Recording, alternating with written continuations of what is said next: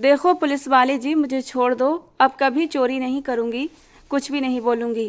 Please मुझे जाने दो, वो रोते हुए बोल रही थी। मल्हार गुस्से में गाड़ी तेज रफ्तार से चलाता जा रहा था। शालू बहुत दिनों से इस छोटे से इलाके में चोरी करती आ रही थी और आज वो एसपी मल्हार सिंह के हाथ लग गई थी। एक पल के लिए उसके मासूम हुस्न को देखकर वो साकित रह गया। कहीं से भी वो चोरनी नहीं लगती थी।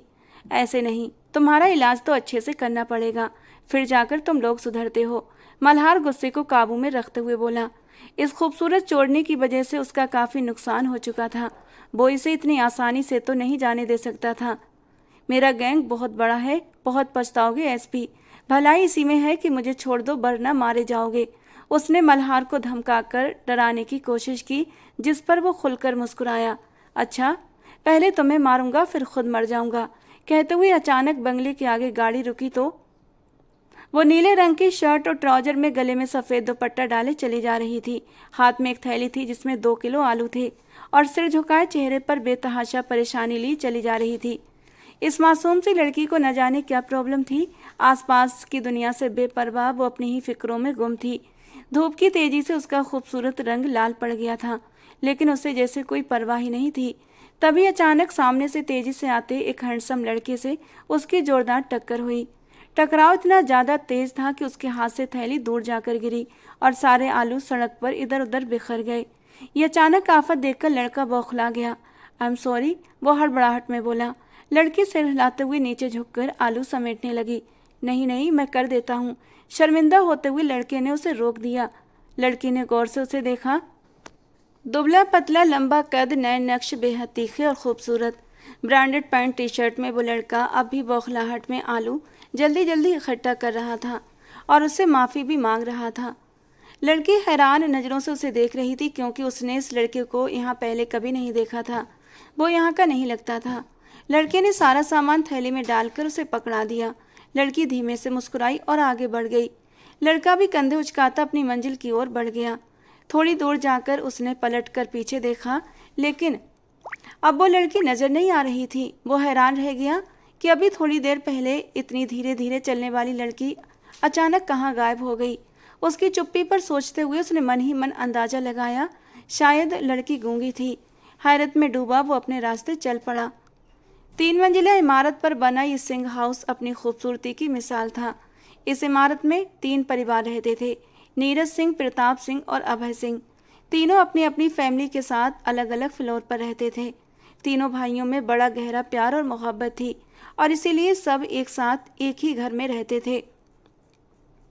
बड़े भाई नीरज सिंह के 2 बेटे थे, मल्हार सिंह और सुमित सिंह। उनसे छोटे प्रताप सिंह की एक बेटी थी और एक बेटा, बेटी अनु और बेटा राहुल। सबसे छोटे अभय सिंह की कोई औलाद नहीं थी, लेकिन अभय सिंह और उनकी पत्नी सुनंदा जी को कभी औलाद की कमी महसूस नहीं हुई। जॉइंट फैमिली सिस्टम था, सब एक दूसरे के बच्चों को अपना ही समझते थे। फिलहाल पिछले 2 साल से सुनंदा जी की बहन की बेटी उनके घर आकर रहने लगी थी, जिसका नाम पूजा था। पूजा भी यहाँ आकर सब लोगों में ऐसे घुल मिल गई थी जैसे वो भी इसी घर का एक हिस्सा हो। सबके बच्चे एक दूसरे से बेतहाशा प्यार करते थे। इस वक्त लॉन में क्रिकेट चल रहा था कि तभी घर का दरवाजा खोलकर सुमित अंदर दाखिल हुआ। सब लोग खेलने में व्यस्त थे। क्या हो रहा है? मेरे बगैर क्रिकेट चल रही है? सुमित ने मुस्कुराते हुए पूछा। अरे आजा यार, अगली बैटिंग तुम्हारी ही है, राहुल ने हंसते हुए उसे आवाज़ दी। सुमित के बैट पकड़ते ही आइसक्रीम वाले की म्यूजिक पर सभी लड़कियां जोर से चिल्लाईं, चलो आइसक्रीम खाते हैं। ओके बाबा, लेकिन आराम से। सुमित ने हाथ उठाकर सबको चुप कराया। भाई आप शहर से आए हैं, इस खुशी में आइसक्रीम तो बनती है, अनु ने चहकते हुए कहा। सुमित मुस्कुराता हुआ सबके लिए आइसक्रीम लेने बाहर चला गया। उसने तमाम यंग पार्टी को उनकी फेवरेट आइसक्रीम दिलाई, लेकिन जैसे ही उसने आइसक्रीम वाले को पैसे देने के लिए जेब में हाथ डाला तो वॉलेट न पाकर बुरी तरह परेशान हो गया। यार मेरा वॉलेट कहाँ गया? सुमित बुरी तरह हड़बड़ाया। अरे पॉकेट ठीक से चेक करो, वहीं होगा, राहुल ने भी फिक्रमंदी से कहा। नहीं है यार, मोबाइल और वॉलेट दोनों ही गायब हैं। सुमित हद से ज़्यादा परेशान हो गया। उसी वक्त मल्हार की गाड़ी घर के अंदर दाखिल हुई। आते ही मल्हार ने उन्हें घेर लिया। क्या हुआ भाई? मल्हार ने उनके परेशान चेहरे देखकर पूछा। यार भाई, पहले इस आइसक्रीम वाले के पैसे दो, फिर बताता हूँ क्या हुआ, सुमित ने चिढ़कर कहा। मल्हार ने आइसक्रीम वाले को पैसे दिए और फिर सबके साथ अंदर आ गया। सुमित की सारी कहानी सुनकर राहुल और सारी लड़कियां हंसने लगीं। यार मैं सीरियस हूँ, परेशान हूँ और तुम लोगों को हंसी सूझ रही है, सुमित ने बुरा मानते हुए कहा। अच्छा ये बताओ वो लड़की कहाँ मिली थी? राहुल ने हंसते हुए पूछा। कौन सी लड़की? सुमित ने चौंक कर पूछा। अरे वही जेब कतरी। राहुल फिर हंस पड़ा। भाई मैं अपने दोस्त के साथ गया था, उसने मुझे मेन रोड पर ड्रॉप कर दिया, वहाँ से मैं पैदल घर आया और रास्ते में किसी और से नहीं मिला। मिली होगी वही जेब कतरी मिली होगी। हमारी छोटी सी कॉलोनी में कब से उसका आतंक फैला है। अब प्रिया भी जिद पर उतर आई। जेब कतरी तो नहीं, हाँ एक लड़की जरूर मिली थी, उससे टकरा गया था, उसका सारा सामान गिर गया था, उसके अलावा मैं किसी और से नहीं मिला। सुमित ने मल्हार को सारी बात बताई। अरे वही तो थी जेब कतरी। राहुल ने जैसे उसकी बात पर मोहर लगा दी। सुमित के माथे पर बल पड़े, वो उनकी बातें सुन रहा था। नहीं यार वो तो बड़ी सीधी सादी थी, इतनी मासूम थी कि मैं उसे चोर नहीं कह सकता। बेचारी उल्टा परेशान सी लग रही थी, क्योंकि बाद में परेशान तो तुम्हें ही होना था। उसके हाथ की सफाई देखकर राहुल ने उसकी बात बीच में काट दी। क्या भाई आपके यहाँ पोस्टिंग का क्या फ़ायदा जब आप एक चोरनी को ही ना पकड़ सकें? अनु ने अफसोस से कहा। तड़प तड़प कर इस दिल से आह निकलती रही। ऐसा क्या गुनाह किया कि लुट गए? हाँ लुट गए हम तेरी फिक्र में। पूजा ने भी हंसते हुए समा बांध दिया। कितने पैसे थे वॉलेट में? मल्हार ने सुमित का नंबर ट्राई करते हुए पूछा। क्या फ़र्क पड़ता है भाई, वॉलेट तो अब निकल ही गया हाथ से, सुमित ने नज़रें चुराते हुए कहा, क्योंकि वो जानता था कि अगर पैसों के बारे में भाई को पता चला तो खूब डांट पड़ेगी। मल्हार ने घूर कर उसे देखा। मतलब साफ था, गोल मोल जवाब मत दो, सीधे सीधे बताओ। 15,000 और 300, सुमित ने दबी आवाज़ में कहा। वाह भाई तुम तो बड़े स्पेशल हो, इतने पैसे वॉलेट में कौन रखता है? प्रिया ने आंखें खोलकर कहा। वो तो आज किसी रेस्टोरेंट में बैठी होगी, आज तो उसकी लॉटरी लग गई। मल्हार भाई जल्दी कुछ करो, वही रेड डाल दो, अनु ने हंसते हुए कहा। मल्हार हल्की मुस्कान के साथ बोला। तुम परेशान मत हो, जल्दी ही वो लड़की सलाखों के पीछे होगी। उसने सुमित के कंधे पर हाथ रखकर उसे तसल्ली दी। रहने दो मल्हार, बहुत एसपी आए और चले गए, कोई भी उस चोरनी का कुछ नहीं बिगाड़ सका, पूजा ने दुख से कहा। उसने फिर मुझ जैसे बदमाश एसपी को नहीं देखा होगा।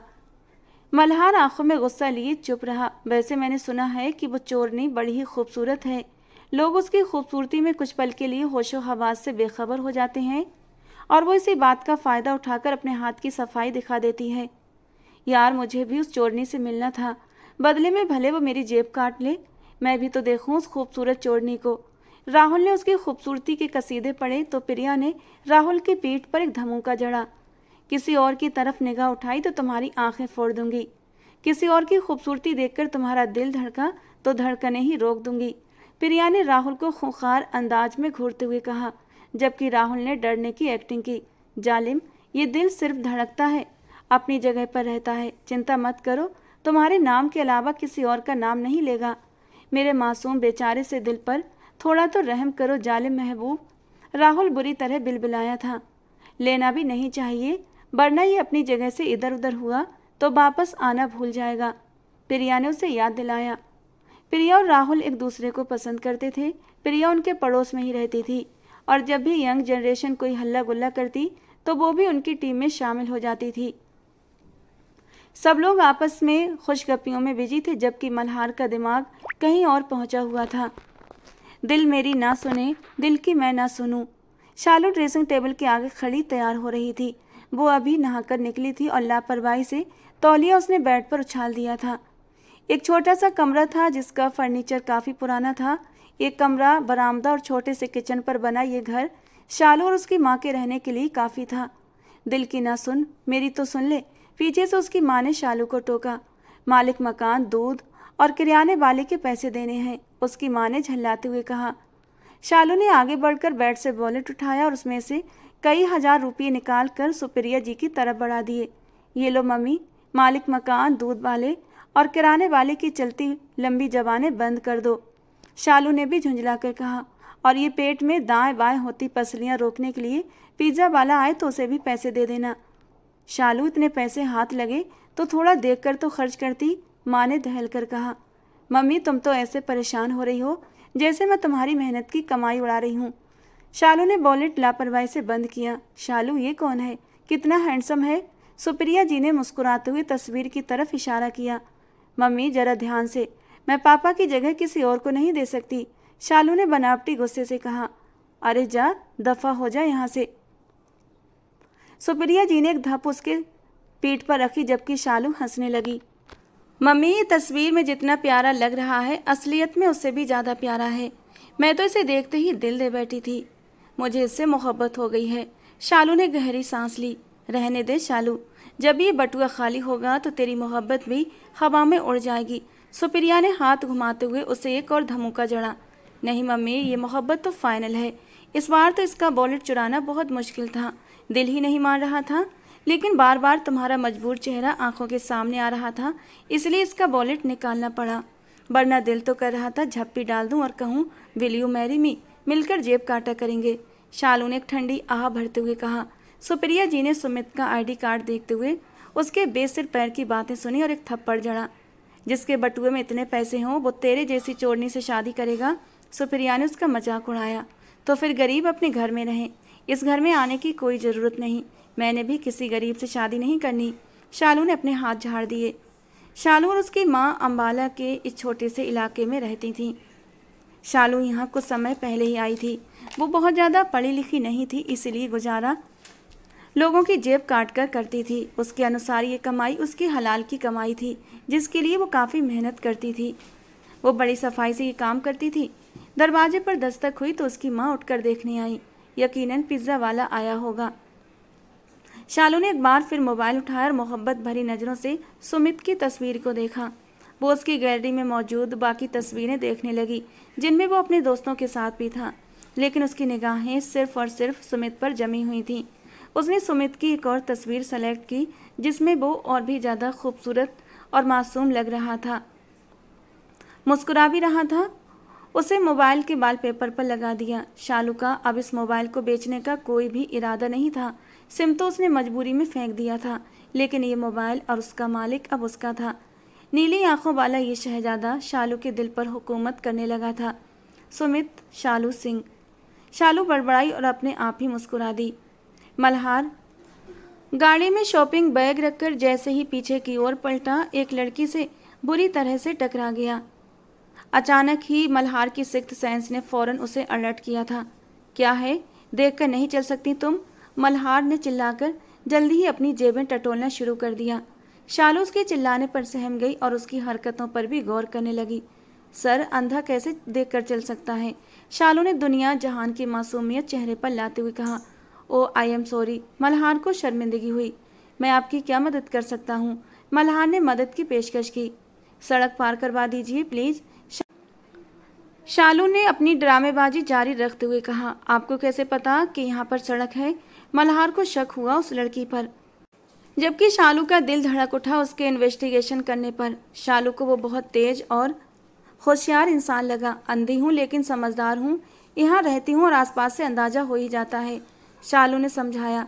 मगर उसकी बात समझने की कोशिश करता मल्हार नजरें फेर गया। चलिए, मैं आपको सड़क पार करा देता हूँ, मल्हार ने शालू का हाथ पकड़ते हुए कहा। मल्हार के हाथ पकड़ते ही शालू के पूरे बदन में करंट की लहरें दौड़ गईं। उसने ऐसा आज तक कभी महसूस नहीं किया था, यहाँ तक कि अपने सुमित के साथ भी नहीं। मल्हार उसे सड़क की तरफ लेकर बढ़ा, लेकिन जैसे ही शालू ने यह एहसास किया, उसने तेजी से अपना हाथ पीछे खींच लिया। अगर हाथ छोड़ दूंगा तो फिर तुम्हें सड़क पार कैसे कराऊंगा? मल्हार ने उसकी अक्ल पर मातम किया। क्या मैं कोई 2 साल की बच्ची हूँ जो पापा का हाथ छोड़कर भाग जाऊंगी? शालू ने नाराजगी से कहा। उसकी बात पर मल्हार के चेहरे पर हल्की सी मुस्कुराहट आ गई। वो इंसान जितना हैंडसम था, उससे कई गुना ज़्यादा रूड और बददिमाग भी था। मल्हार अपनी पकड़ में नरमी ले आया, मगर छोड़ा अभी भी नहीं था।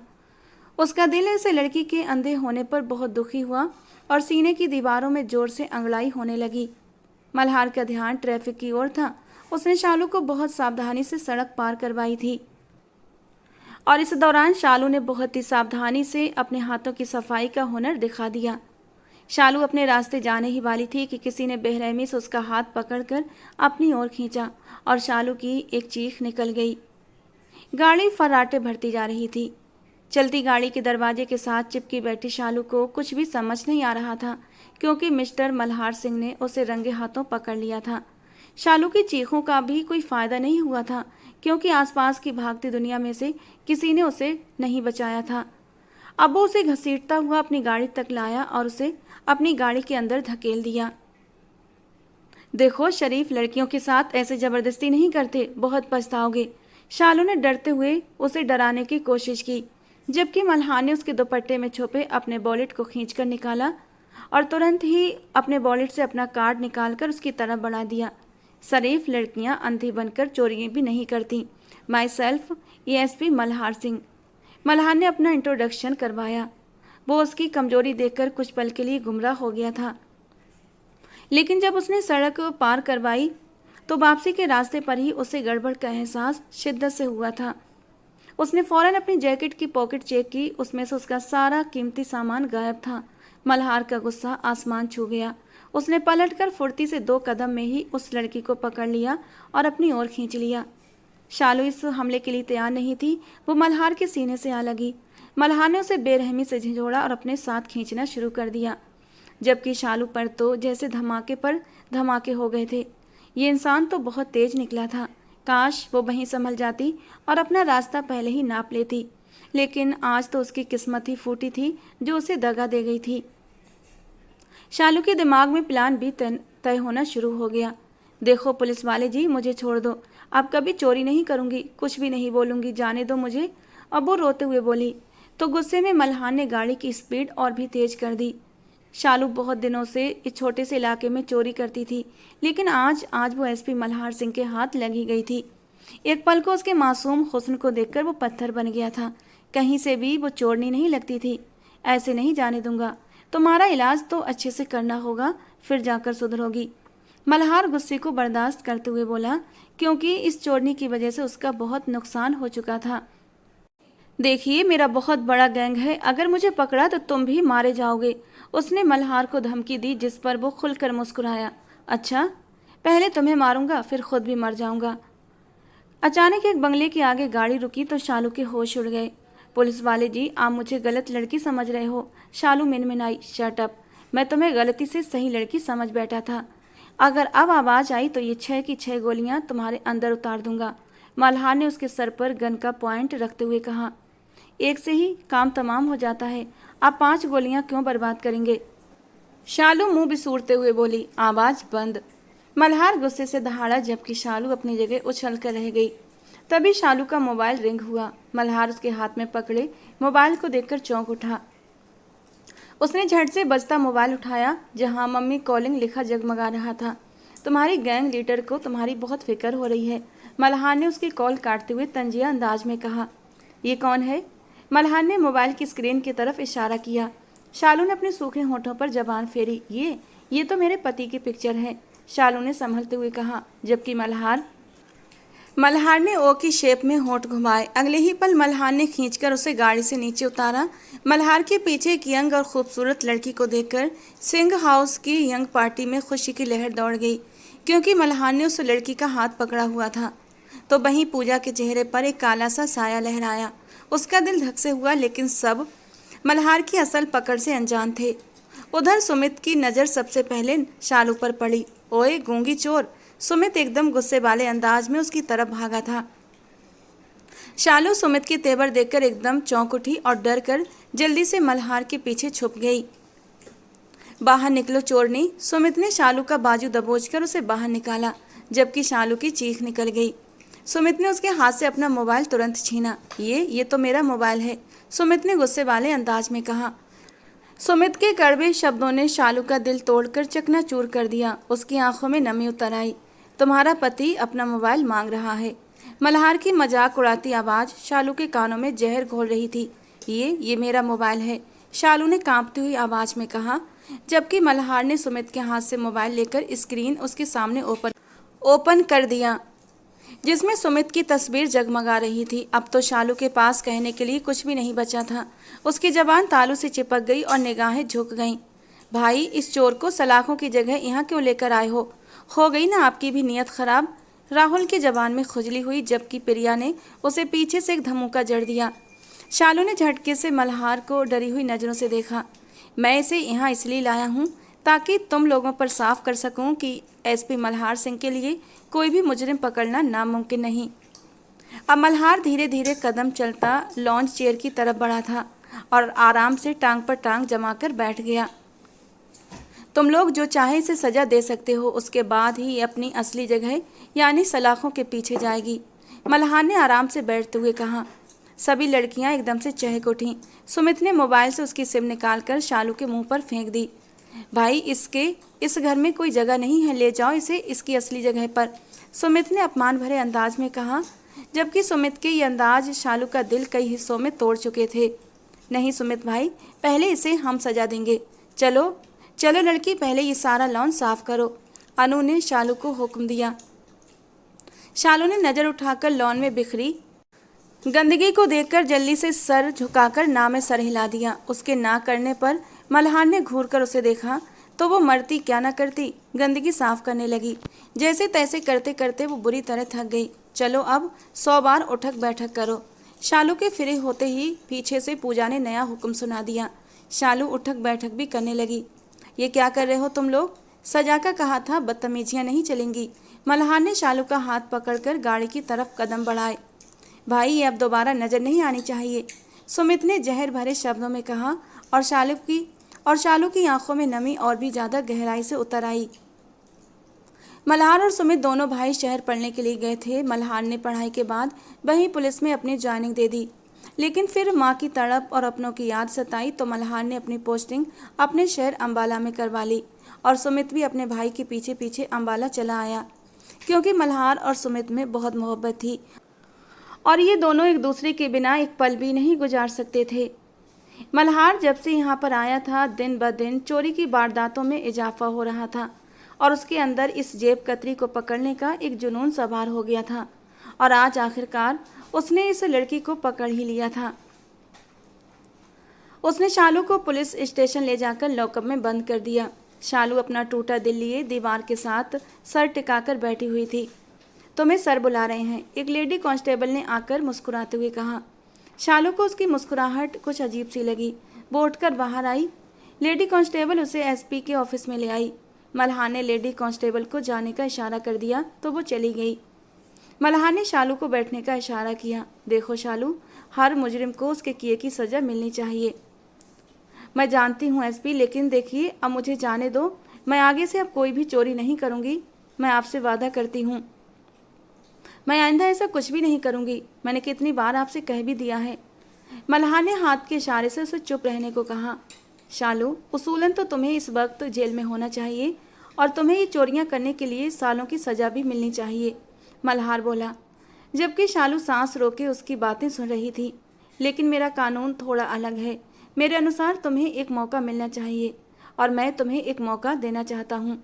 तुम अपनी ज़िंदगी नए सिरे से शुरू करो। मैं तुम्हें आज़ाद कर रहा हूँ, सिर्फ इस शर्त पर कि आज के बाद मैं तुम्हें इस इलाके में चोरी करते ना देखूँ। और हाँ, इलाका बदलने की भी गलती मत करना, क्योंकि हर एसपी तुम्हें मिस्टर मल्हार सिंह नहीं मिलेगा, मल्हार ने कड़क शब्दों में कहा। मुझे जहाँ चोरी की वारदात सुनाई दी, मैं वहीं तुम्हें आकर पकड़ लूँगा। ये मत समझना कि मैं तुमसे लापरवाह हो जाऊँगा। मेरी नज़रें हमेशा तुम पर रहेंगी। और शालू ने जल्दी से सर हिलाया। अपने दिमाग में ये बात बिठा लो, जैसे मैं तुम्हें अभी पकड़ सकता हूँ वैसे ही उस वक्त भी पकड़ लूँगा और ऐसा फंसाऊँगा कि चाह कर भी निकल नहीं पाओगी। मल्हार की नज़रों में शालू की रीढ़ की हड्डी में एक सनसनी दौड़ गई। मल्हार ने बेल बजाकर कांस्टेबल को बुलाया। अगले ही पल कांस्टेबल आ गया। मिस शालू को इज्जत से उसके घर पहुंचा कर आओ और हाँ, आसपास पूरी छानबीन करके आना, ताकि अगर मिस शालू ने फिर से मुलाकात की ज़रूरत महसूस हो तो आसानी से मुलाकात हो सके। मल्हार ने कांस्टेबल को समझाया तो वो मरे मरे कदमों से बाहर आ गई। उसे आज़ाद कर दिया गया था, लेकिन ये कैसी आज़ादी थी। वो एसपी की पाबंद होकर रह गई थी। शालू ने घर का दरवाज़ा बजाया तो सुप्रिया ने बेचैनी से दरवाज़ा खोला। कहाँ रह गई थी शालू? कब से कॉल कर रही हूँ और तेरा मोबाइल भी बंद था। सुप्रिया बोलना शुरू हुई थी कि चुप ना हुई। पुलिस? पीछे पुलिस को खड़ा देखकर सुप्रिया का रंग एकदम डर के मारे उड़ गया था। क्या तुझे पुलिस ने पकड़ लिया था? सुप्रिया एकदम से बौखला गई। क्या अम्मा तुम्हें पता है तुम्हारी बेटी चोरी करती है? कांस्टेबल ने खुरदरे शब्दों में और मजा लेती निगाहों से शालू को देखा। जबकि मल्हार के पूरे पुलिस डिपार्टमेंट में भी ये बात गर्दिश कर रही थी कि मल्हार ने एक चोर को पकड़कर छोड़ दिया था। मतलब जो भी हो, वरना कोई भी मुजरिम मल्हार की पकड़ से इतनी आसानी से निकल जाए ये तो नामुमकिन था। शायद ये एसपी मल्हार सिंह भी उसकी खूबसूरती पर मर मिटा था, या फिर ये उसका नया अंदाज था। हाँ पता है, शालू ने गुस्से से चिल्लाते हुए कहा और फिर खटाक से उस कांस्टेबल के मुंह पर दरवाज़ा बंद कर दिया। सुप्रिया जी हॉस्पिटल के बेड पर बेदम सी पड़ी थी। उन्हें गुर्दों की बीमारी थी। पहले तो सब कुछ ठीक चल रहा था, लेकिन जब से वो मनहूस एसपी मल्हार सिंह शालू की ज़िंदगी में आया था, उसकी ज़िंदगी बदल गई थी। अब तो वो न चोरी कर सकती थी, न कहीं जा सकती थी। वो ज़्यादा पढ़ी लिखी नहीं थी और उसके पास कोई हुनर भी नहीं था। शुरू में चोरी के कुछ पैसे जमा थे तो गुजारा चलता रहा, लेकिन आखिर कब तक पैसे ख़त्म हो गए तो सुप्रिया जी की दवाइयाँ भी बंद हो गईं। उसके बाद तो जैसे शालू को नई चिंता ने घेर लिया था। वो रोज काम की तलाश में निकलती, लेकिन नाकाम होकर घर लौट आती। पैसे ख़त्म होते ही उसने और भी शिद्दत से काम की तलाश शुरू कर दी थी, लेकिन कोई रास्ता समझ नहीं आ रहा था। उसने तो लोगों के घर सफाई का काम करने का भी सोचा, इधर उधर भी पूछा, लेकिन कोई बात नहीं बनी। 2 दिन से सुप्रिया जी की तबीयत बहुत ख़राब थी। आखिरकार शालू उन्हें ज़बरदस्ती हॉस्पिटल ले आई। सुप्रिया जी कहने भी लगी कि पैसे नहीं हैं शालू, तो डॉक्टर को पैसे कहाँ से दोगी? अम्मा कुछ तो कर ही लेंगे, आप परेशान मत हों, शालू उन्हें तसल्ली देती लाई थी, जबकि अंदर से तो वो खुद भी बुरी तरह से परेशान थी। यहाँ आकर डॉक्टर ने सुप्रिया जी को एडमिट कर लिया। उनकी तबीयत बहुत ज़्यादा बिगड़ गई थी और उधर शालू का भी बुरा हाल था। मिस शालू, मैंने आपको कहा था ना इनका ट्रांसप्लांट कराना है, आपने अब तक क्यों नहीं करवाया? आप पैसे जमा करवाइए ताकि इनका ट्रांसप्लांट हो सके। डॉक्टर की आवाज़ शालू के कानों में गूंज रही थी। वो उन्हें क्या बताती कि वो तो इस अस्पताल के एक एक बंदे से भीख मांग चुकी थी, लेकिन उसके पास कुछ ही पैसे बचे थे जो कि अस्पताल के खर्चों के लिए बहुत कम थे। फिर इतना बड़ा काम यानी ट्रांसप्लांट वो कहाँ से करवाती? शालू को सख्त गुस्सा था कि एसपी मल्हार ने उसके हाथ बांध दिए थे। शालू कुछ सोचकर गुस्से से खड़ी हुई। वो सोच चुकी थी कि अब उसे क्या करना है। कहाँ है तुम्हारा एसपी? बुलाओ उसे बाहर।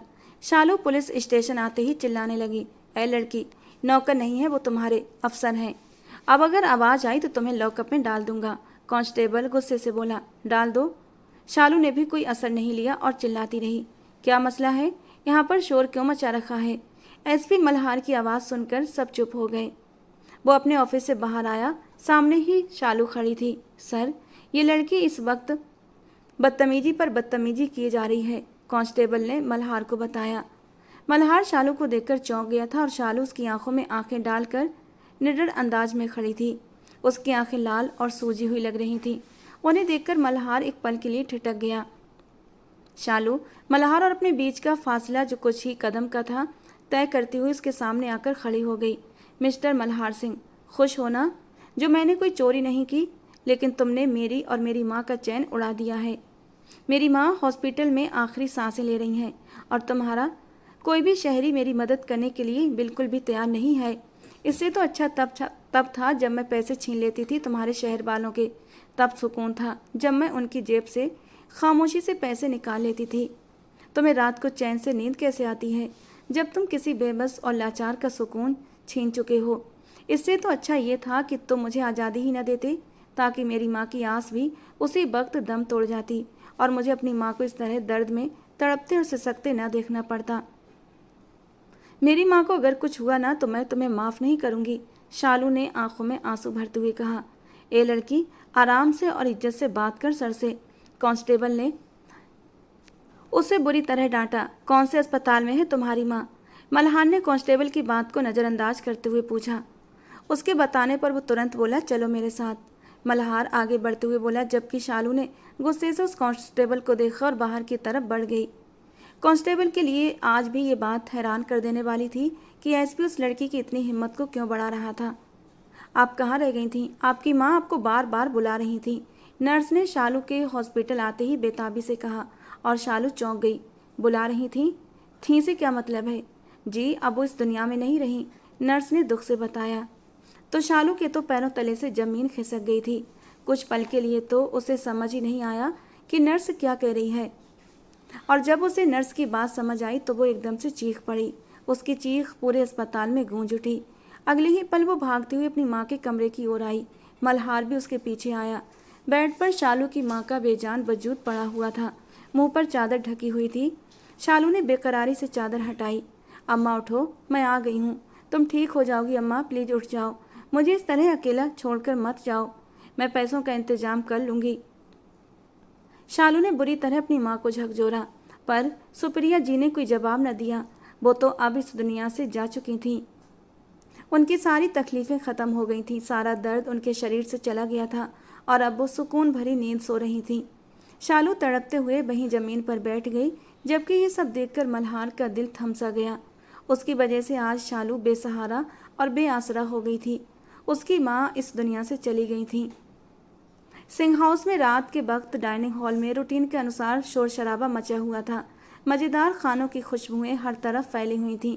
घर के सभी लोग डाइनिंग हॉल में मौजूद थे, सिवाय मल्हार सिंह के। दाखिली दरवाज़ा घसीट कर मल्हार सिंह अंदर दाखिल हुआ था। उसके पीछे शालू भी मरे मरे कदम उठाती अंदर आ रही थी। अस्पताल की सारी कार्यवाही पूरी करते और सुप्रिया जी का अंतिम संस्कार करते हुए मल्हार को काफ़ी वक्त हो गया था और अब वो बहुत थक चुका था। और रात के समय शालू उसके साथ ही आई थी। ये वही घर था जिसके लोगों की आंखों में वो अपने लिए नफरत साफ महसूस कर सकती थी। उसकी सज़ा अभी भी ख़त्म नहीं हुई थी। आओ मल्हार बेटा, खाना खाओ। मल्हार पर सबसे पहले नज़र दादाजी की पड़ी थी और फिर उसके पीछे आती उस मासूम और खूबसूरत लड़की पर नज़र उसकी माँ सुमित्रा जी की पड़ी थी। ये कौन है? सुमित्रा जी ने एकदम चौंकते हुए उस लड़की को देखा। मल्हार ने शालू को बैठने का इशारा किया, लेकिन वो अपनी जगह से 1 इंच भी ना हिली। सुमित्रा जी ने शालू को हाथ पकड़कर मोहब्बत से उसे अपने बराबर बिठा लिया। भाई, आप इसे फिर से ले आए, सुमित ने नाराजगी से कहा। दादाजी और सुमित्रा जी ने गुस्से से सुमित को घूर कर देखा। दादाजी की पर्सनालिटी जितनी नरम और प्यारी थी, उतनी ही सख्त भी। सिंह हाउस में उनका ही राज चलता था।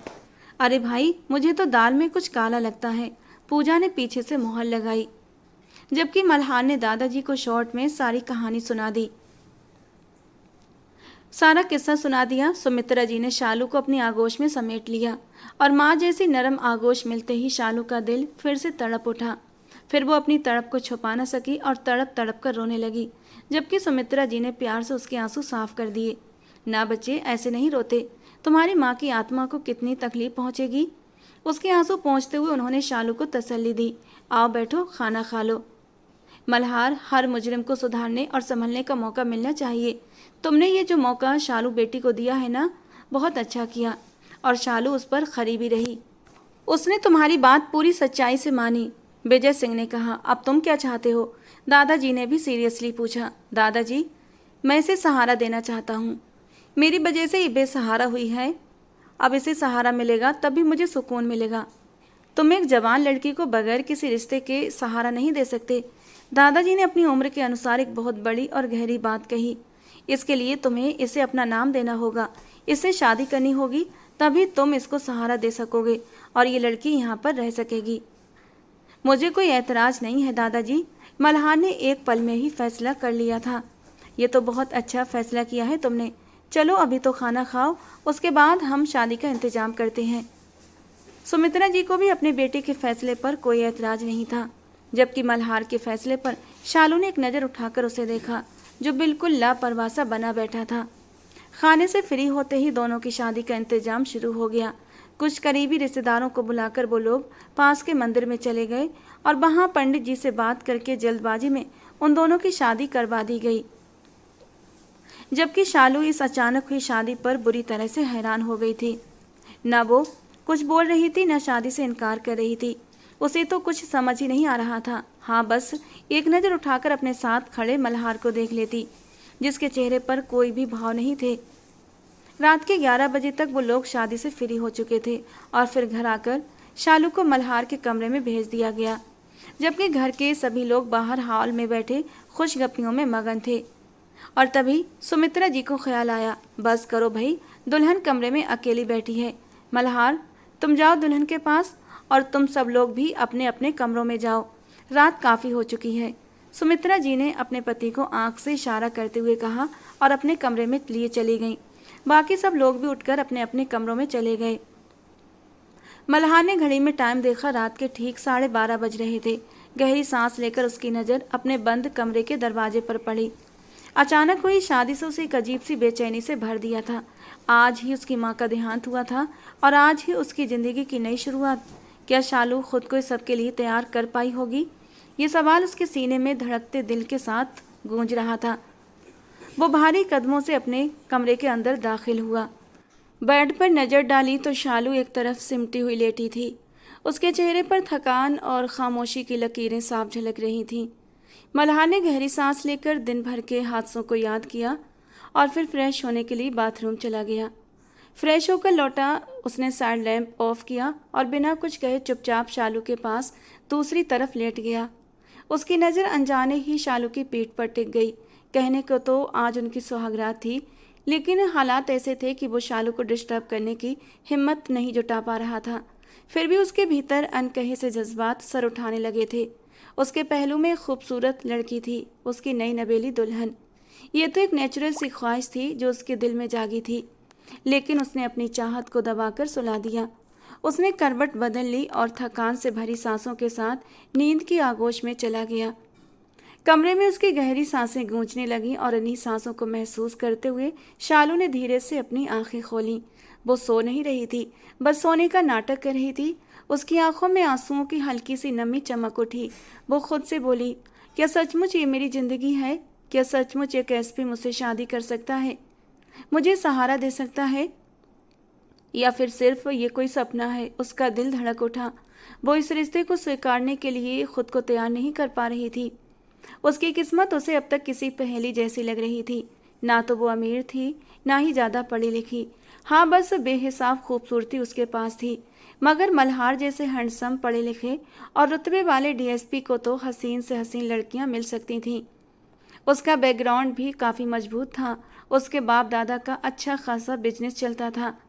ऐसे में शालू इस रिश्ते को भगवान की कृपा ही मान रही थी। लेकिन इस सब के बावजूद भी दिल के किसी कोने में उलझने उसे चैन नहीं लेने दे रही थीं। क्या मल्हार इस रिश्ते को दिल से निभाएगा, या ये बस एक ज़बरदस्ती का बंधन था? आंखें मूंदे पड़े मल्हार को देखकर वो सोचों में डूबी रही। अचानक करवट बदलते हुए उसने सिर घुमाया और मल्हार की ओर देखा। वो उसी की तरफ चेहरा किए सो रहा था। थकान उसके चेहरे पर साफ झलक रही थी, लेकिन इसके बावजूद वो बहुत मासूम, बहुत प्यारा लग रहा था। शालू का दिल भर आया। उसने मन ही मन दुआ की, मल्हार, इस रिश्ते को पूरी जिंदगी निभा लेना। तुम्हारे सिवा मेरा इस दुनिया में कोई नहीं है। धीरे से उसने हाथ बढ़ाकर मल्हार के चेहरे को छुआ था। मल्हार हल्का सा कसमसाया तो शालू ने झट से अपना हाथ पीछे खींच लिया, लेकिन उसकी नजरें उससे हट नहीं रही थीं। कितनी ही देर तक वो उसे निहारती रही, फिर हिम्मत करके उसका हाथ अपने हाथों में लेकर आंखें बंद कर ली। मल्हार कच्ची नींद में था, मगर उसके स्पर्श ने उसकी नींद उड़ा दी थी। उसने अधखुली आंखों से देखा कि शालू सोने की तैयारी कर रही थी, उसका हाथ अपने हाथों में कसकर थामे हुए। मल्हार ने हल्की सी अंगड़ाई ली और फिर उसे एक झटके में अपने करीब खींचकर सीने से लगा लिया। शालू अचानक से हड़बड़ा गई थी, मगर मल्हार ने उसके बालों में चेहरा छुपाते हुए गहरी सांस ली और फिर एक सुकून में उतरता चला गया। कब नींद ने उसे अपनी आगोश में ले लिया, उसे पता ही नहीं चला। शालू भी उसकी बाहों में ढीली पड़ गई और एक अनकही सुकून के साथ नींद की गोद में उतर गई। सुबह उसकी आंख खुली तो देखा वो मल्हार के सीने से लिपटकर सो रही थी। ये एहसास होते ही वो एकदम हड़बड़ाकर उठी। मल्हार अभी भी गहरी नींद में था, जबकि शालू दबे कदमों से कमरे से बाहर निकल आई। नाश्ते की टेबल पर उसे सुमित्रा जी दिखाई दी। अरे बेटा, तुम जाग गई, लेकिन इतनी जल्दी क्यों? थोड़ा सा और सो लेती। सुमित्रा जी ने जब उसे सुबह के 6 बजे उठते देखा तो वो हैरान हुई थी। बस आंटी, आँख खुल गई तो दोबारा नींद नहीं आई। शालू ने नजरें झुकाते हुए जवाब दिया। मल्हार तो सो रहा होगा ना? उन्होंने अंदाजा लगाया। जी आंटी जी, वो सो रहे हैं, शालू ने धीमे स्वर में कहा। उसके चेहरे पर उलझन साफ झलक रही थी। सुमित्रा जी ने उसे गहरी नज़रों से देखते हुए पूछा, कुछ कहना है? आंटी जी, वो मुझे फ्रेश होना था और मेरे पास कपड़े। वो अधूरी बात कहकर खामोश हो गई। तो इसमें इतनी उलझन की क्या बात है? आओ मेरे साथ। सुमित्रा जी प्यार से उसका हाथ थामकर उसे अपने कमरे में ले गईं। और अपनी अलमारी खोलकर एक बड़ी ही खूबसूरत साड़ी निकालकर उसके हाथ पर रख दी। इसे पहनकर फ्रेश हो जाओ, आज तुम अपने लिए जितनी चाहे शॉपिंग कर लेना। उन्होंने प्यार से बहू के सिर पर हाथ फेरा। नरम और मोहब्बत भरे स्पर्श से शालू का दिल पिघल गया। वो भावुक होकर सुमित्रा जी के गले लग गई। उसकी एक माँ इस दुनिया से चली गई थी, लेकिन सुमित्रा जी के रूप में उसे दूसरी माँ मिल गई थी। मल्हार पुलिस स्टेशन जाने की तैयारी कर रहा था। अचानक कुछ याद आने पर वो पलटा और आवाज लगाई, शालू, मेरा वॉलेट कमरे में रह गया है, जरा ला तो दो। शालू तुरंत पीछे मुड़ गई और कमरे में वॉलेट लेने आ गई। कुछ देर बाद वॉलेट हाथ में लिए वो लौट आई और उसने चुपचाप मल्हार की ओर वॉलेट बढ़ा दिया। चुरा लिया है तुमने जो दिल को, वॉलेट नहीं चुराना सनम। पीछे से अनु की आवाज़ आई तो शालू एकदम से लाल पड़ गई। भाई, अपनी सारी चीज़ें अच्छे से चेक कर लें, क्योंकि चोर चोरी से जाए, हेरा फेरी से न जाए। राहुल ने भी हंसते हुए कहा। तुम बेफिक्र रहो राहुल, ये सब कुछ चुरा ले तब भी इस पर जायज़ है। मल्हार ने मोहब्बत भरी नज़रों से शालू को देखते हुए कहा। आजकल तो मेरी नींद ही पूरी नहीं हो रही, राहुल ने अपनी जम्हाई रोकते हुए कहा। क्यों? प्रिया ने खोजते हुए पूछा। अपने ही घर में होश के साथ सोना पड़ता है, न मोबाइल के गायब होने की खबर होती है और न ही वॉलेट का पता लगता है, राहुल ने दुहाई दी।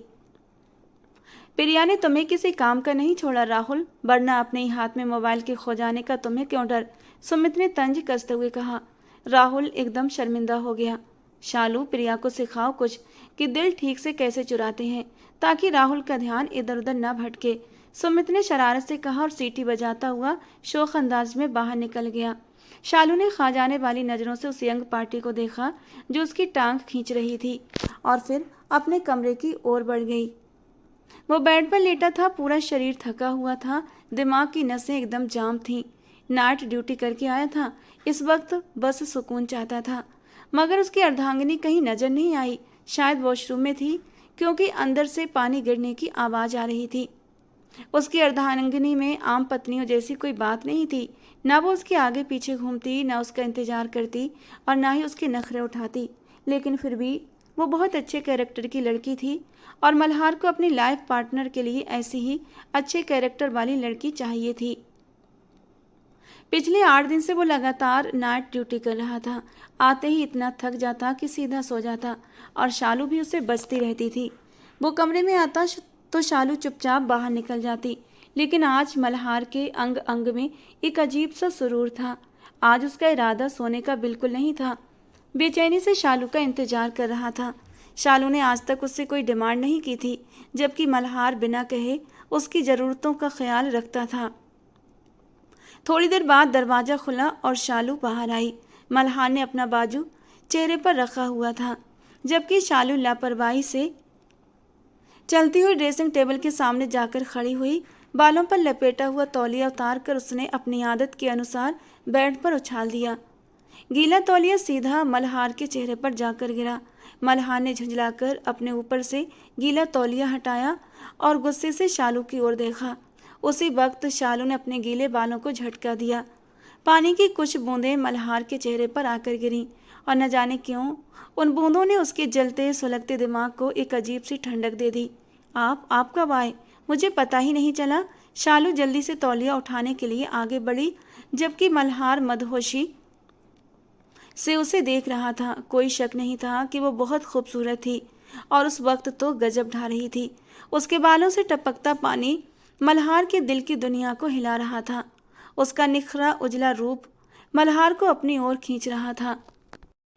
शालू उसकी हालत से अनजान थी। तौलिया उठाकर जैसे ही पलटी, मल्हार ने उसका हाथ पकड़कर अपनी तरफ खींच लिया और वो सीधे उसके सीने पर जाकर गिरी। शालू के मुंह से एक हल्की सी चीख निकल गई। वो इस अचानक हुए हमले के लिए बिल्कुल भी तैयार नहीं थी। उसके बाल मल्हार के कंधे और गर्दन पर बिखर गए थे। बालों से टपकता पानी मल्हार की गर्दन पर बह रहा था और उसका दिल बेकाबू हो रहा था।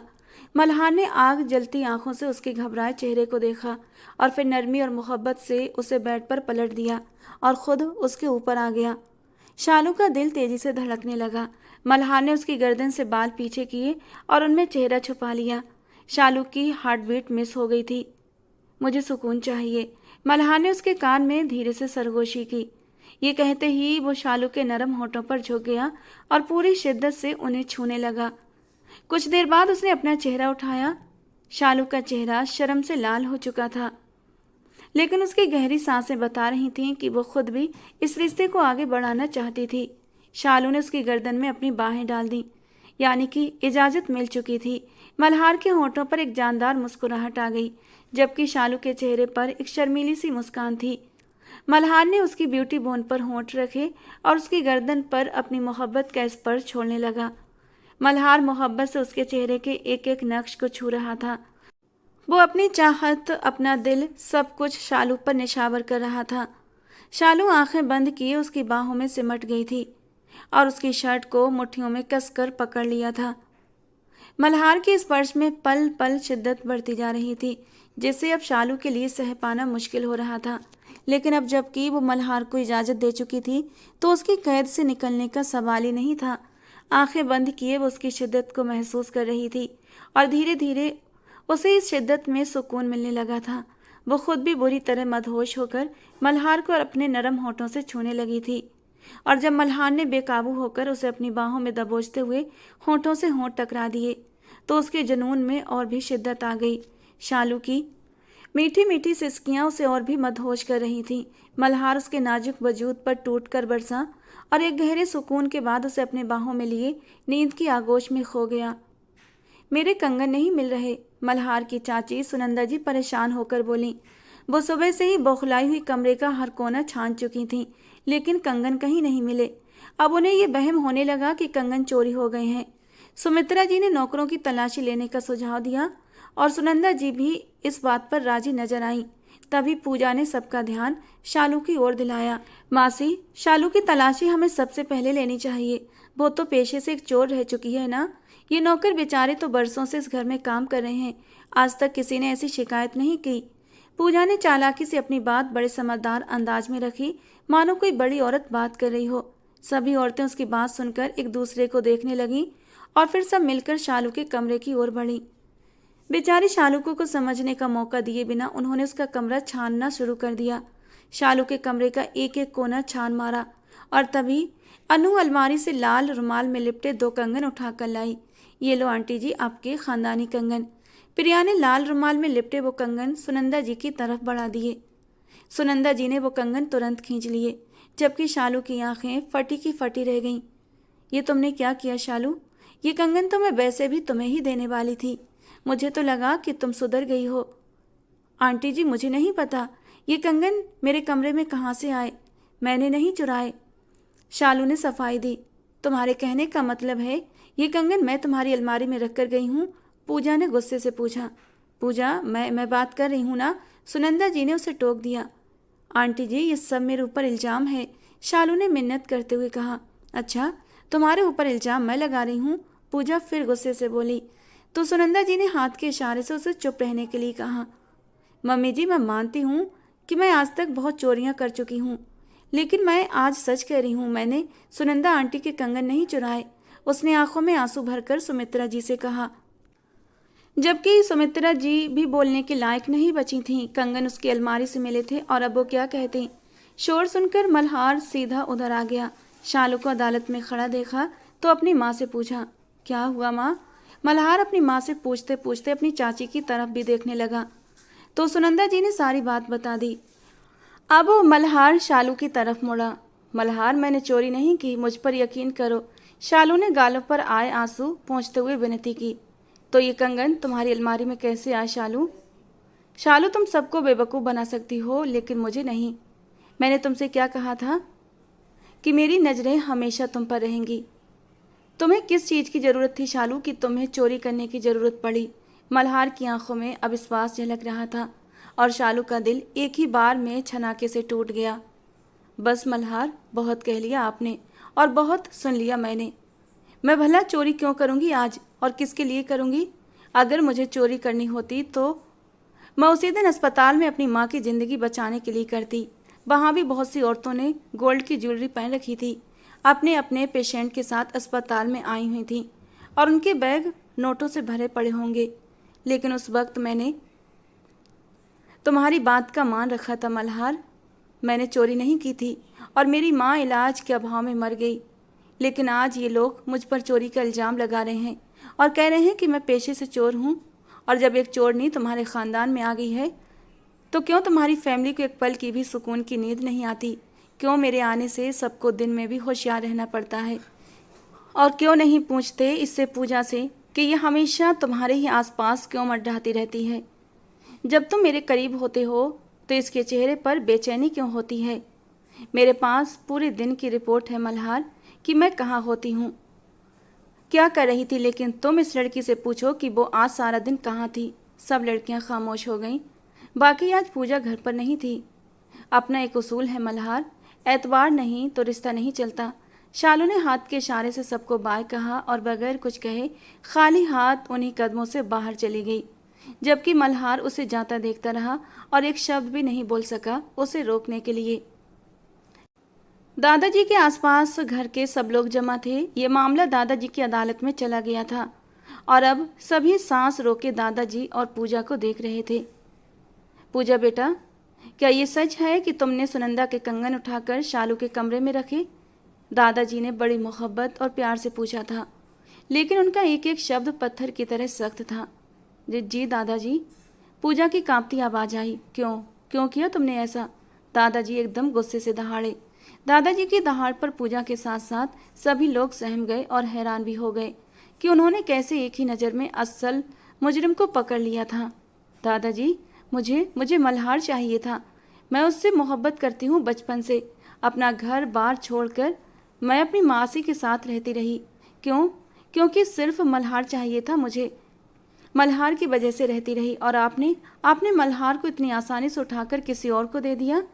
मल्हार को हासिल करने के लिए ज़रूरी था कि शालू को अपने रास्ते से हटाया जाए और बस इसीलिए मैंने ऐसा किया। पूजा ने सब कुछ बता दिया, जबकि दादाजी का जोरदार थप्पड़ पूजा के झुके गाल पर पड़ा। सभी अपने लाडले और मोहब्बत से भरे दादाजी का ये जलाल देख रहे थे। आज तुम्हारी वजह से एक लड़की मेरे ख़ानदान की परवरिश पर उंगली उठा गई।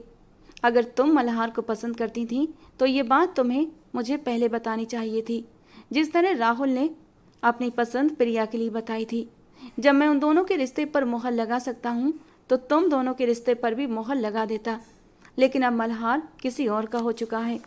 सुनंदा, जल्द से जल्द इसे इसके घर भेजो।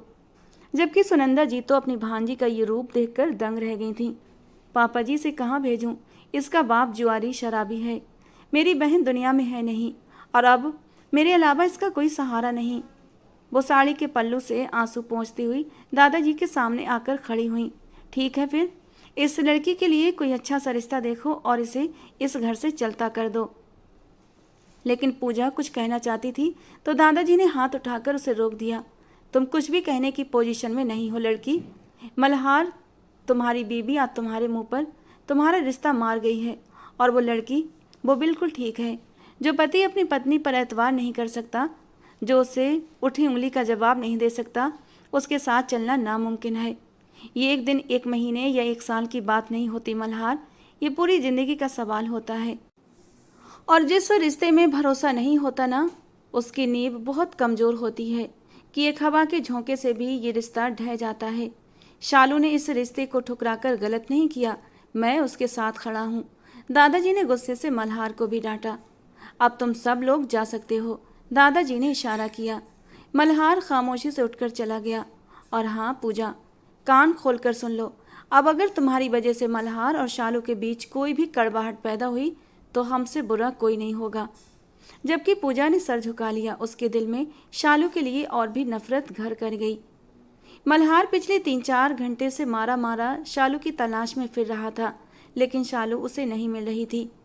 वो शालू के घर भी जा चुका था, लेकिन अब वहाँ पर कोई और किराएदार आकर रहने लगे थे। शालू की माँ के अलावा उसको किसी और रिश्तेदार का पता नहीं था कि वो कहाँ चली गई है। शालू को ढूंढने के लिए उसने कई जगह घेरा डाला, कोई गली नहीं छोड़ी।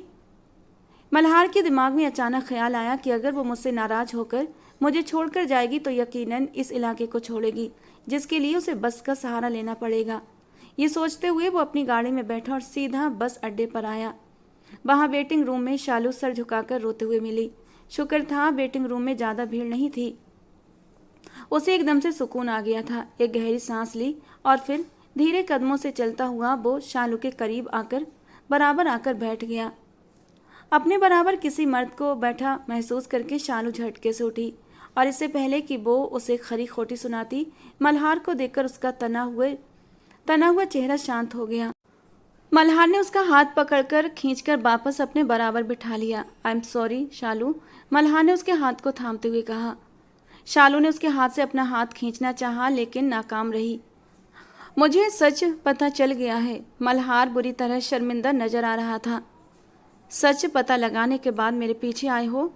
बात तो तब थी ना मल्हार सिंह, जब तुम किसी सच्चाई को जानने से पहले मेरे करीब आते और भरोसे में लेते और सबके मुंह पर कहते कि मेरी बीवी चोर नहीं है। शालू ने रोते हुए अपने आंसू साफ किए। सही कह रही हो शालू, मुझसे बहुत बड़ी गलती हुई है, लेकिन मुझे एक मौका तो दो। आइंदा कभी ऐसा नहीं होगा। मल्हार बेचैनी से देखने लगा, जबकि शालू ने कोई जवाब नहीं दिया। प्लीज़ शालू, सिर्फ एक मौका। मैंने भी तो दिया था ना तुम्हें एक मौका, तो मेरे लिए भी एक मौका बनता है ना। मल्हार के शब्दों में विनती उतर आई। शालू रोते हुए मुस्कुरा दी। ये आखिरी बार था, उसके बाद तुम्हें मौका नहीं दूंगी। सीधे तुम्हें छोड़कर हमेशा के लिए इस दुनिया से चली जाऊंगी, जहां से तुम मुझे कभी ढूंढ ना सको। उसकी इस बात पर मल्हार तड़प उठा और उसके होठों पर उंगली रख दी। ऐसी बात दोबारा अपने मुंह से मत निकालना। अपनी शालू के बिना मल्हार अधूरा है। मल्हार ने उसे खींचकर अपने सीने से लगा लिया। दादाजी ने आदेश दिया है कि तुम्हें घर लेकर ही आऊं, वरना मैं भी घर में दाखिल नहीं हो सकता। मल्हार ने कहा। तुम इसीलिए आए हो ताकि तुम घर जा सको? नहीं यार, तुम मेरा दिल ले आई हो, तो बगैर दिल के मैं इस खाली जिस्म का क्या करूँगा? तुम मुझसे इजहार मोहब्बत कर रहे हो? शालू ने उसे तुरंत आंखें दिखाई। मैं गली गली कूचे कूचे ऐलान करवा सकता हूँ शालू कि मैं एसपी मल्हार सिंह शालू से बेपनाह मोहब्बत करता हूँ। मल्हार ने उसके दोनों आंखों पर अपने होंठ रख दिए और शालू मुस्कुरा उठी और उसके कंधे पर सिर टिका दिया। मल्हार ने उसे जोर से अपने सीने के साथ खींच लिया। शालू वार्डरोब खोलकर कपड़े सेट कर रही थी जब मल्हार ने पीछे से आकर उसे अपनी बाहों में ले लिया। क्या कर रही हो? उसने शालू की गर्दन पर अपने होठों का हल्का सा स्पर्श देते हुए कहा। तुम्हें क्या लग रहा है? शालू ने गर्दन मोड़कर मल्हार को देखा। मुझे लग रहा है कि तुम अपने हैंडसम से पति को इग्नोर कर रही हो। मल्हार ने उसकी गर्दन पर जगह जगह अपने होंठ रख दिए। मेरी ऐसी मजाल कि मैं अपने हैंडसम पति को इग्नोर कर सकूं? शालू ने पलटकर उसकी ओर देखा। मल्हार ने उसकी कमर के आसपास अपने हाथ रख दिए। शालू, क्या तुम सुमित को पसंद करती थी? मल्हार ने यूं ही पूछ लिया, क्योंकि उसे शालू का सुमित को अपना पति कहने पर एक बेचैनी हो रही थी। क्या वो तुम्हें पसंद था या सिर्फ अपने बचाव के लिए बोला गया एक जुमला था? वो शालू की मोहब्बत के लायक नहीं है मल्हार, बहुत छोटे दिल का है। शालू ने मल्हार की बात पर गुस्से से कहा। उसके बजाय तो उसका बड़ा भाई है जिसने मुझे रंगे हाथों पकड़कर छोड़ दिया और मेरा हाथ तब थामा जब मैं दुनिया में अकेली हो गई थी। अब तुम बताओ एसपी, शालू की मोहब्बत का हकदार कौन है? शालू ने उसकी बेड पर प्यार से हाथ फेरा तो मल्हार ने उसके बालों को क्लिप से आज़ाद कर दिया। सिर्फ और सिर्फ एसपी मल्हार सिंह। मल्हार ने अपनी नाक से उसकी नाक टकराई। है ना, शालू की मोहब्बत का असली हकदार एसपी मल्हार सिंह ही है। शालू ने उसके गले में बाहें डाल दी और अपने पैरों पर थोड़ा सा ऊंचा होते हुए मल्हार के गाल पर अपने होंठ रख दिए। अच्छा, यानी तुम मुझसे मोहब्बत का इजहार कर रही हो? मल्हार ने उसकी गर्दन पर होंठ रखते हुए कहा। हाँ, मैं तुमसे बेपनाह मोहब्बत करती हूँ। शालू ने उसके दूसरे गाल पर होंठ रखे। शालू ने आज तक कोई भी काम छुपकर नहीं किया, तो भला मोहब्बत छुपकर क्यों करेगी? उसकी आंखों में शरारत थी। लेकिन तुमने मेरा दिल भी चोरी चुपके से चुरा लिया है, मल्हार बेबसी से बोला और उसके बालों में चेहरा छुपा लिया और अपनी गहरी मदहोश भरी सांसें उसके गर्दन पर छोड़ने लगा। शालू खिलखिलाकर हंस पड़ी। अगले ही पल शालू के चेहरे पर एक शर्मीली सी मुस्कुराहट थी। उसके इरादे भांपते हुए उसका दिल बड़ी ही जोर जोर से धड़क उठा था। वो खुद में सिमट रही थी कि तभी मल्हार ने आगे बढ़ते हुए उसके होठों को अपने होठों की कैद में ले लिया। शालू ने उसकी शर्ट को कंधों से मजबूती से पकड़ रखा था। मल्हार ने उसके बालों में हाथ फंसाए और उसे अपने करीब कर लिया। वो दोनों एक दूसरे को महसूस कर रहे थे। कुछ भी जरूरी नहीं रहा था सिवाय एक दूसरे के। मल्हार ने उसके होठों को आज़ाद किया, जबकि शालू की सांसें तेज हो रही थीं, नजरें शर्म से झुकी हुई और चेहरा लाल। शालू उसके कंधे पर सटक गई। मल्हार ने उसके कान को चूम लिया। उसने शालू को अगले ही पल गोद में उठाया और बेड की तरफ बढ़ गया। एक नई शुरुआत उनके बीच होने वाली थी, जिसमें भरोसा था, मोहब्बत थी और दोनों का एक दूसरे के लिए साथ था। मल्हार ने नरमी से उसे बेड पर लिटाया। शालू का दिल जोरों से धड़क उठा। मल्हार ने उसकी गर्दन पर होंठ रख दिए। वो उसकी खुशबू में डूब जाना चाहता था, उसमें गुम हो जाना चाहता था। शालू ने उसकी गर्दन में बाहें डालकर खुद को सौंप दिया। मल्हार की शिद्दत धीरे धीरे बढ़ने लगी, जबकि शालू उसकी कमर सहलाती उसे सुकून देती रही।